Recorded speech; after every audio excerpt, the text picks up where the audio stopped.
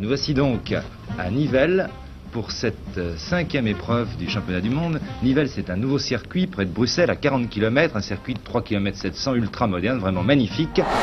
Salut à tous, bienvenue sur Trax Auto. Aujourd'hui, je vais découvrir avec vous le circuit de Formule 1 abandonné de Nivelles-Bollers. Il y a 40 km pour aller jusque là et j'ai l'honneur de parcourir cette distance avec cet incroyable et ce magnifique Audi e-tron 100% électrique. C'est le 55 Quattro, quand même pas mal de chevaux sous le capot. En tout cas, je remercie la concession Audi Michael Mazouan de m'avoir prêté ce véhicule. On va parcourir cette distance ensemble et ça va nous permettre de se faire une petite idée d'un véhicule 100% électrique en tant que passionné automobile.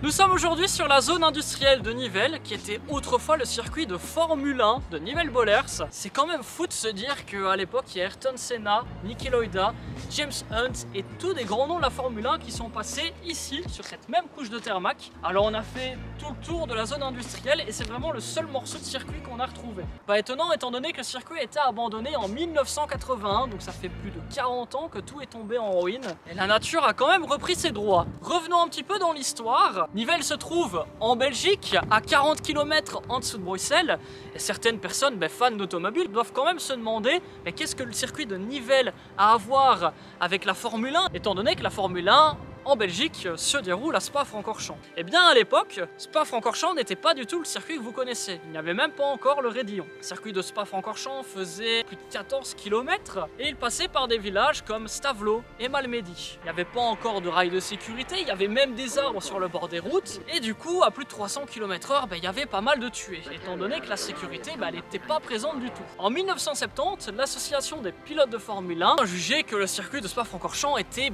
beaucoup trop dangereux et impraticable pour les pilotes et il a dû donc fermer ses portes. C'est alors qu'en 1971, le circuit de Nivelles-Bollers a été inauguré et accueillait justement les deux prochains Grands Prix qui avaient lieu en 1972 et en 1974. En fait, c'est les deux seuls Grands Prix de Formule 1 que ce circuit a accueilli et pourtant le circuit a été jugé le plus sécurisé d'Europe à l'époque. C'est quand même affolant de se dire ça. Certaines personnes aussi devant cette vidéo doivent se demander pourquoi est-ce qu'il y a eu la Formule 1 en 1972 et en 1974 au circuit de Nivelles alors que la Formule 1 se fait tous les ans. Et bien c'est très simple, la Belgique est divisée en deux régions, donc on a la région wallonne et on a la région flamande. Déjà à l'époque ils n'arrivaient pas vraiment à s'entendre, donc la région flamande avait son circuit qui était situé à Zolder et la région wallonne avait son circuit qui était forcément situé à Nivelles. Et donc ils surveillaient une année sur deux, vous aviez le Grand Prix de Formule 1 qui était à Nivelles et puis à Zolder, c'est facile à comprendre. Avant de parler de tout ce qui était pilote, je voudrais quand même vous faire profiter de ce circuit. Ah, il reste plus grand chose, c'est assez simple à comprendre. Ici on était vraiment en plein milieu de la route.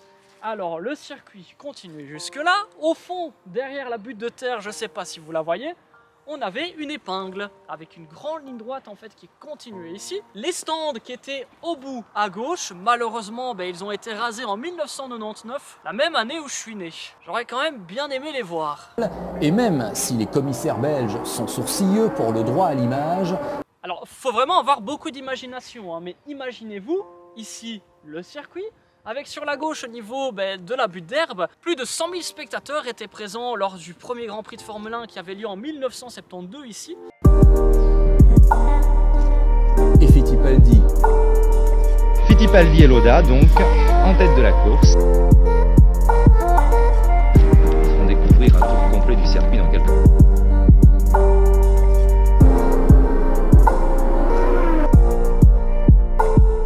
Regazzoni part en dérapage dans l'herbe et doit laisser passer Fittipaldi. Je sais pas vous, mais moi personnellement je trouve que le circuit ressemblait fortement à un pistolet. Il y avait 7 virages, le circuit faisait 3724 mètres. On a l'impression que c'est tout petit, mais en vrai tout à l'heure on a fait le tour avec l'e-tron et je peux vous assurer qu'il y a quand même moyen de se faire plaisir. En 1972, tout comme en 1974, c'est Emerson Fittipaldi qui remporta le Grand Prix de Nivelles La première année c'était chez Lotus et la deuxième c'était chez McLaren si je ne dis pas de bêtises. Donc le mec tranquille, hein, en 72 et en 74 il gagne le Grand Prix de Nivelles comme je vous ai dit.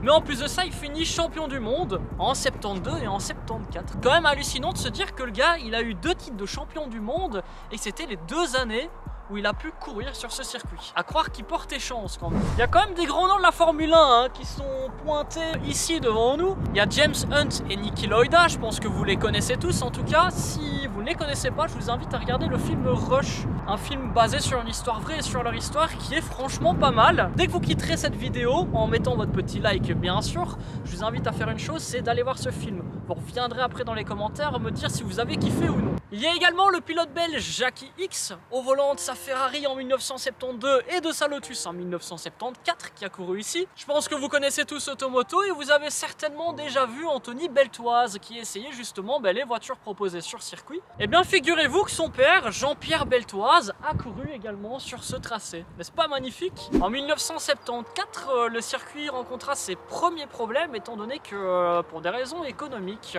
l'organisateur a fait faillite. C'est monsieur Bernie Ecclestone qui a dû organiser lui-même le deuxième Grand Prix qui a lieu en 1974. En 1975, eh bien, le Grand Prix s'est déroulé au circuit de Zolder où c'est Niki Lauda au volant de sa Ferrari qui a remporté le Grand Prix. En 1976, le circuit de Nivelles où nous sommes aujourd'hui a quand même tenté de réorganiser l'avenue du Grand Prix de Formule 1.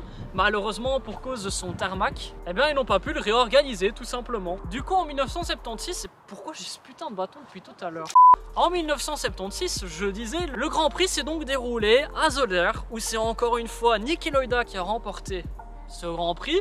C'est la même année hein, pour ceux qui connaissent son histoire où ce pilote a malheureusement eu son accident. Putain, le circuit il aura quand même connu pas mal de galères. Hein. En 1978, c'est Lawrence Goslan qui rachète le bail amphithéotique. Et en vérité, il n'est pas resté ouvert très longtemps, hein, ce circuit, étant donné qu'il a fermé ses portes en 1981. Mais avant ça, il faut savoir qu'en 1980, et là ça va vous parler, étant donné que c'est une légende de la Formule 1, Ayrton Senna est venu disputer un Grand Prix de karting sur ce circuit, où il termina d'ailleurs deuxième pour la petite anecdote. Le 30 juin 1981, c'est un arrêté royal qui a classé le site zone d'extension publique et je sais pas trop quoi. Et c'est malheureusement ce même jour que le circuit ferma définitivement ses portes. Le circuit vraiment avance à passer là-bas. C'est quand même fou de se dire que depuis 1981 jusqu'à la fin des années 1990, le site est vraiment resté totalement à l'abandon. En 1990, c'est l'intercommunal du Brabant Wallon qui a décidé de racheter ce site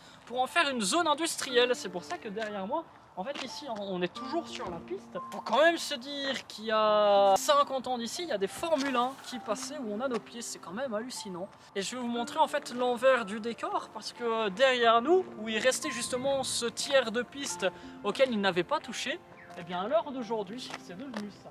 Donc ils sont en train de construire partout et malheureusement il reste plus rien de circuit sauf la petite couche de tarmac que je vous ai montré tout à l'heure. Le 29 juin 2014, la Formula Club Belgium, 40 ans après la première course qui avait lieu ici, se sont dit pourquoi pas faire un truc un petit peu commémoratif et assez sympa avec des vieilles voitures. En tout cas depuis on n'a plus jamais entendu parler de ce circuit. La seule chose qu'on peut encore voir c'est un restaurant. C'est vrai qu'ils ont mis des bâtiments partout et que c'est dommage de plus avoir de circuit, mais les routes de la zone industrielle reprennent le tracé de l'ancien circuit. Alors pourquoi pas le faire avec vous? Je pense que ça pourrait être sympa. On y va? Yo. Je vous disais pas des bêtises tout à l'heure, on était vraiment sur l'ancien tracé du circuit de Formule 1. D'ailleurs on le voit avec la petite option Google Earth qui est disponible chez Audi. Alors nous sommes ici, nous sommes allés faire la vidéo tout à l'heure à cet endroit là. Donc on voit clairement le tracé du circuit qui partait par ici.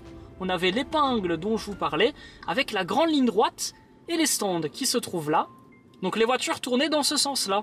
On avait la grande courbe avec du coup les 7 virages.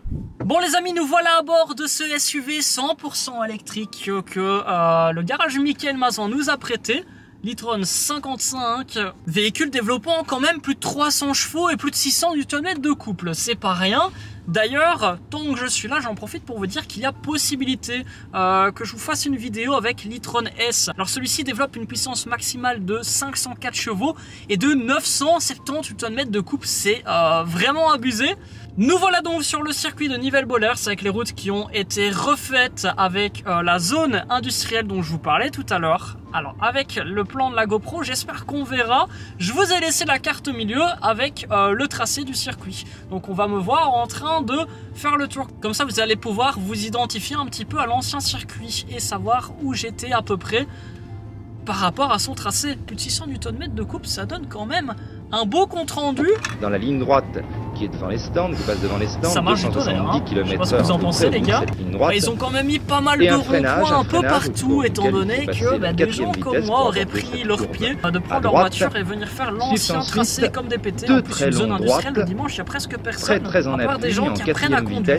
Bon, tout ça a été rasé pour une zone industrielle, sans commentaire. En vérité, si on fait travailler un petit peu notre imagination et qu'on imagine qu'il n'y ait pas de bâtiment autour de nous, pas de bordure, avec vraiment un circuit, la route était vraiment top, hein. Le circuit, l'air de rien, avait quand même une certaine taille. On était à plus de 3700 mètres si je dis pas de bêtises, et le record du meilleur temps était de 1 minute 11. Alors je vais pas essayer de le battre parce qu'on a quand même une voiture qui fait 2 tonnes et demi, ce qui n'est pas rien quand même. Et pour être honnête avec vous, moi qui suis fan des voitures et qui était un petit peu perplexe face à l'arrivée des véhicules 100% électriques, je dois quand même vous faire une petite confidence, c'est que je commence à le kiffer cette e-tron.